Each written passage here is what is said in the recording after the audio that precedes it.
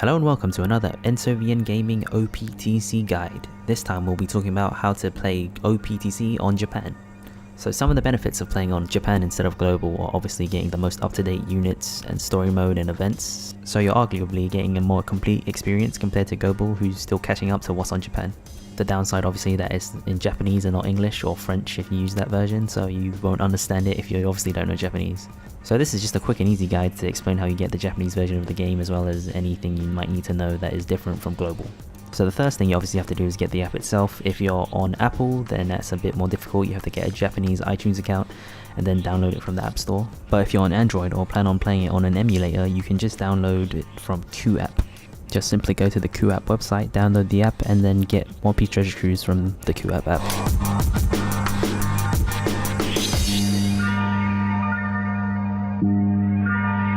Once you finish downloading the game, you can decide now if you want to reroll for a good account or just start off with whatever you get.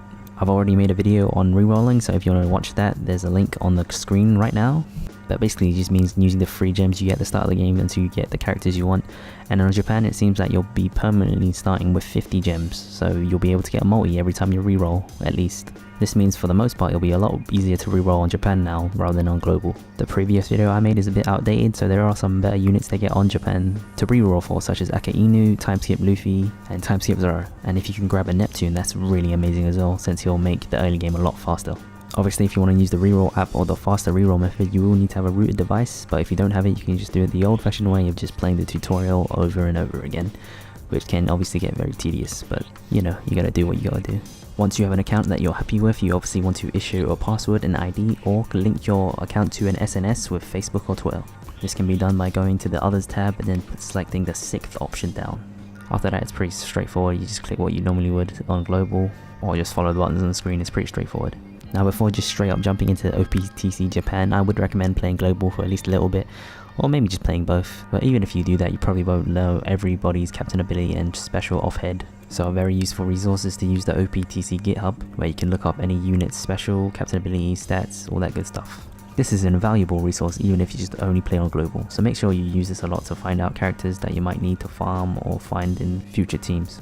It might be a little difficult to find out who you have if you don't follow the anime or manga, since you know you have to type in their name, but you can search up by typings and classes to filter it out. So obviously that means you need to know the typings and classings on Japan.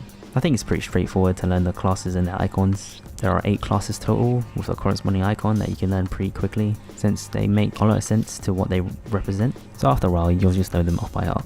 Another useful tidbit to know is whether or not it's super success or ×2 skill up currently on Japan. The simple way to distinguish between the two is that if there's 2 lines of text, it means it's ×2 skill up, and if there's only 1 line, it's ×2 success. Another bit of information that might be useful to know is the box sorting options. The most common ones to use are obviously favorited, type, and get date. This one might be a little longer to memorize, but you'll get the hang of it eventually.